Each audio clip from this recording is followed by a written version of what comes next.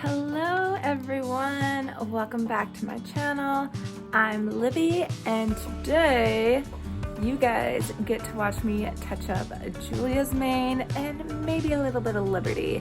It is a warm 17 degrees Fahrenheit, but it feels like 7 degrees, not including the wind. So I am gonna clean up Julia's mane a little bit because last week I put blocks in. They're a little uneven, so I'm gonna touch them up and make them all good and ready for show season. My mouth is frozen. So I'm gonna go grab her and bring her in and let's get going.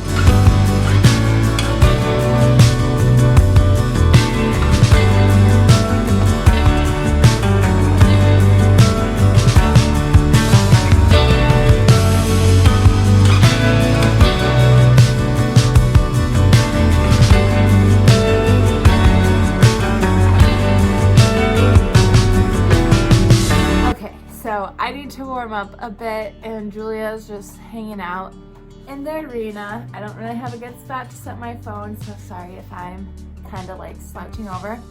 So before I get started, I wanted to show you some of the tools I use. Obviously, not all of them are required when you're cutting your fjord or horse's mane, but this is what I have found to be very useful for me. And this isn't even everything because I brought everything home when Julia got body clipped because I thought I was going to have to keep her mane completely roached down all through winter because of her neck on her blanket. But she's able to grow a decent mane and I'm able to do fun stuff. So probably should have brought more of my tools out, but what I have will work, and then I can show you guys how to do it with, I think there was like 5 or 6 tools. The most important one, in my opinion, is a good pair of clippers. So these are the Wall Bravo. I'm not going to be able to pronounce that clippers. I bought these for my Angora show rabbits, but I don't have Angoras anymore, so they work perfect for fjord manes. I like it because I only need one blade, and it like can go super short or be super long. So it works for if you have like a lot of hair you gotta cut through, like when you're doing the blocks, I would use like the longer setting, or like if I'm cleaning up, I'd use then the shorter setting. Obviously, I'm not a professional clipper or groomer when it comes to this kind of stuff, so I'm sure there's more technical terms. So I apologize if you are, you just cringed at that. Another very useful tool, scissors. So these are the only scissors I have out right now because they have the rounded tip. I usually have 2 to 3 other pairs out of different sizes and different sharpnesses, just so I have options. But these are good just overall. Like if you have a lot of hair you gotta cut, not necessarily gonna do it. It's more for like fine hairs and like just cleaning. So the next 3 things I can kind of just clump together, and those are good brushes. So I will go over the mane with the big brush first, and then usually do this with this little brush. And if I really need to get refined, do this. Then the last thing, or last brush tool thing that I like to use is just a good soft brush that will wipe away the hairs very easily. One more thing that might be helpful to have is a stool. I'm tall, but still being able to stand more perched up is nice. This is a stool I've had for like 8 years now.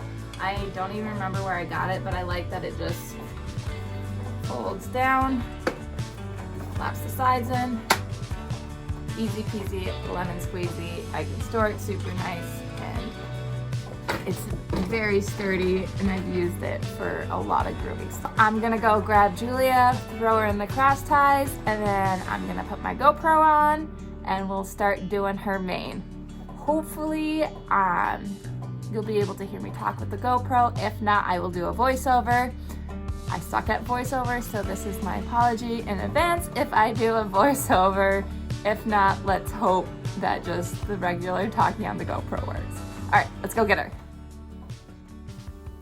Alrighty, so my GoPro didn't work, so a voiceover it is. To start off, I just go through and I brush all the hair, make sure there's no knots. I did put a little bit of coconut oil in to just kind of help slide through the brush a little bit easier.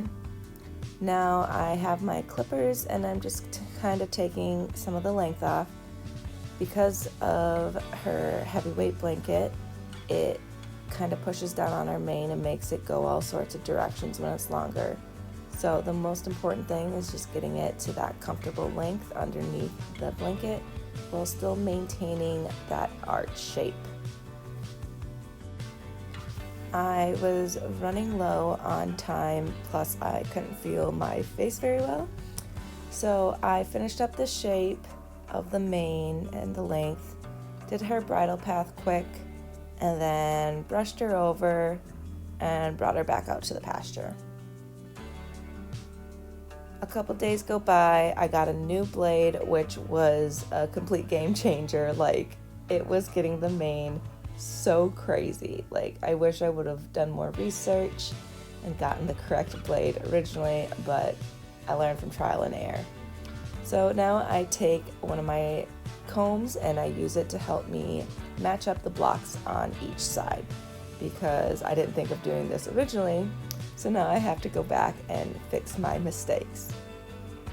The goal is for this to look all nice and pretty and ready for show season. It was about a week for her mane to grow out just like that little bit of a white. So it should be nice and good time for show season. Julia was very antsy this night. It had been a couple days since she'd been ridden, so usually she stands a little bit better. But I'm really happy with her mane. I really like it. It's a little shorter than I like, but that's part of the issue with her having a blanket with a neck and her being body clipped. The most important thing for me is her being warm and healthy. The mane can wait, but if I can get the mane going while I wait, that is even better. So I hope you guys enjoyed this video. I plan on making more fjord mane videos. I have to do Hildy's mane come springtime, although I've kind of been wondering if I should leave it and let her have a long mane for her 3-year-old year. I don't know yet. So if you like this video, please give it a thumbs up, subscribe if you're not already, and make sure you guys check us out on Instagram if you're not already at Board Ride a Fjord. I hope you guys enjoyed this, and I'll see you guys later.